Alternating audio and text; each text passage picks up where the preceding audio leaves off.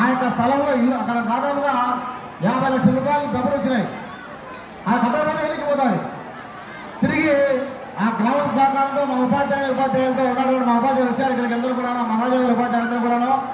So వారి సహకారంతో అన్ని పల్లెలు తిరిగి దాదాపుగా 2 lakhs అప్పుడే కలెక్షన్ చేసుకొని 2 ఎకరాల స్థలం కొన్నాం. ఆ స్థలంలో బిల్డింగ్ కట్టి చేసేసి ఓపెన్ చేసాం. అదే స్థలం ఈరోజు ఒక ప్లే గ్రౌండ్ ఉపయోగపడతా ఉంది. కాబట్టి ఎక్కడ పోయినా కూడాను మన యొక్క ధర్మాన్ని మనం చేశాం.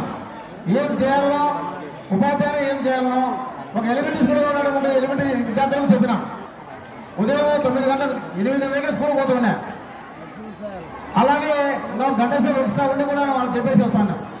అక్కడ కూడా మనం పొందినాము. అట్లాగే హై స్కూల్కి వచ్చిన తర్వాత ఇక్కడ కూడాను ప్రతి విద్యార్థి బాగుపడాలి, వారి యొక్క క్షేమం కోసం కోర్సు చేశాం. కానీ మా సలహం కోసం కాదు, వారు బాగుపడితే మాకు అదే ఆనందం అని చెప్పేసి ప్రతి ఉపాధ్యాయులు తీసుకుంటాడు.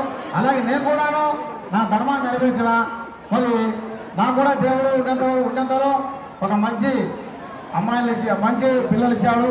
అట్లాగే వాళ్ళకందరికీ మ్యారేజ్ చేసుకోవడం జరిగింది. మరి వాళ్ళు కూడా బాగున్నారు. ఈరోజు ఆ దేవుని దేవుల నాకు ఆ సాయినాథుడి నాకు నా యొక్క కష్టాలను నెరవేర్చి తీర్చేసేసి ఆ యొక్క పిల్లల యొక్క భవిష్యత్తు తీర్చిదిద్దినాడు. మరి నాకు కూడాను ఎలాంటి ఇబ్బంది లేకుండా నా జీవితం కలగాలని చెప్పి కోరుకుంటూ మరి అలాగే మా చేసి జీవితం ఇద్దరికి కూడాను మా మేడం గారు ఇంకా నన్ను ఏం అడగదు. ఈరోజు చెప్తున్నా, ఆ రోజు బస్సు చార్జీ నాకు చేసిన 1100 రూపాయలే, 1300 రూపీస్. ఈ రూపాయి ఏం చేస్తున్నావు, ఏం ఖర్చు పెడుతున్నావు అనే రోజు ఏ పొద్దు ఇంతవరకు కూడా నా శాలరీ ఆమె తెలియదు.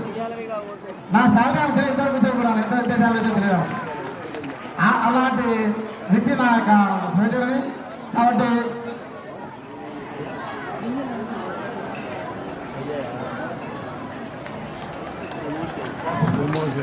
ఓకే, నాకు ఎల్లవేళ తోడుంటుంది. అలాగే నా యొక్క జీవితంలో కూడా